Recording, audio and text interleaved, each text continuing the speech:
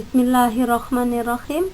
Assalamualaikum warahmatullahi wabarakatuh. Hai muridku kelas 4. Bagaimana keadaan kalian hari ini?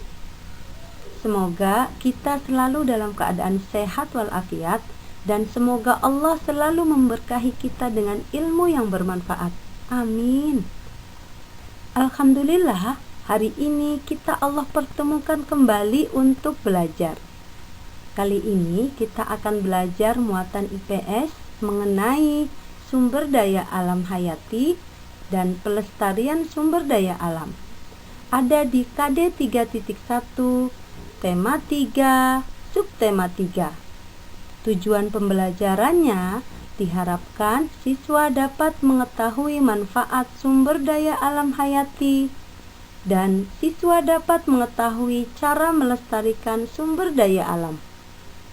Simak baik-baik videonya ya. Apa sih yang dimaksud dengan sumber daya alam hayati? Sumber daya alam hayati adalah segala sesuatu yang berasal dari makhluk hidup. Sementara itu, apa saja sih yang termasuk makhluk hidup? Yang termasuk makhluk hidup adalah manusia, hewan, dan tumbuhan. Berikut informasi mengenai sumber daya alam hayati. Ada 3 sumber daya alam hayati, yaitu tumbuhan, hewan, dan mikroba. Sumber daya alam hayati dimanfaatkan manusia utamanya sebagai sumber pangan atau makanan. Selain itu, sumber daya alam hayati juga bermanfaat untuk membuat sandang atau pakaian.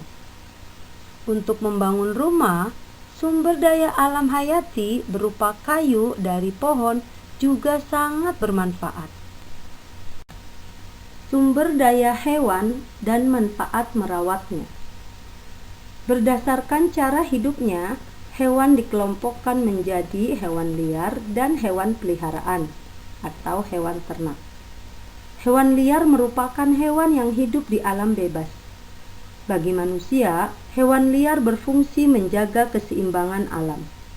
Meskipun bagi sebagian orang yang hidup di pedalaman, hewan liar masih menjadi sumber pangan bagi mereka.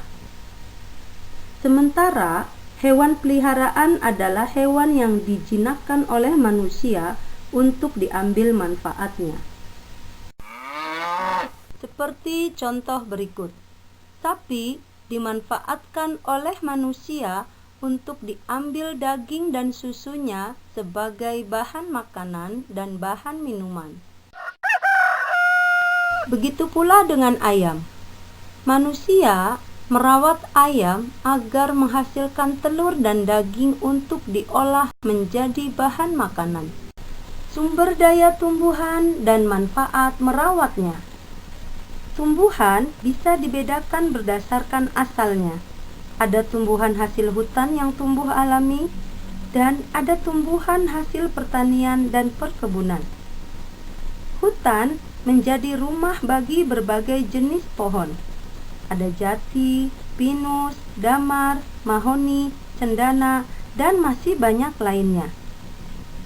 Bagi manusia, hutan tidak hanya menghasilkan bahan pangan, sandang, dan papan, tapi hutan juga menjaga keseimbangan alam, sehingga manusia bisa hidup dengan nyaman.